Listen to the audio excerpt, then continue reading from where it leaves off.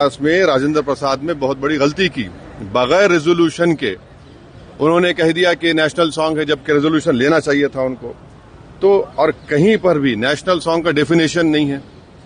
तो आप इसको इस तरह से मुसल्लत कर रहे हैं देश के ऊपर, ये गलत है बिल्कुल। आर्टिकल 25 फ्रीडम ऑफ रिलीजन है, उसके स्टैंजास पढ़ लीजिए आप। मैं एक मुसलमान हूं, मैं सिवाय अल्लाह के किसी की इबादत नहीं करता हूं। अगर मैं किसी की बात करूंगा तो मुसलमान कहां रहूंगा? तो आप तो आर्टिकल 25 का, 26 का, 29 का ग्रेव वायलेशन कर रहे हैं। और ये बता दीजिए, ये संघी आरएसएस के लोग कभी वंदे मातरम पढ़े? ये लोग कहां पढ़े बताइए?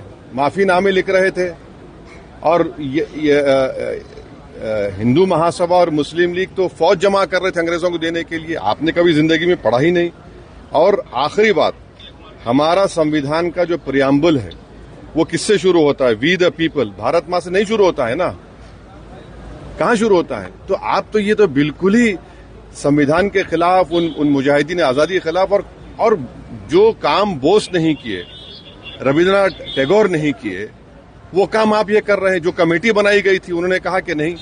तो ये सब मकसद एक ही है कि इस देश को एक हिंदू थियोक्रेटिक कंट्री बनाया जाए। हम इसकी मजम्मत करते हैं, कंडेम करते हैं।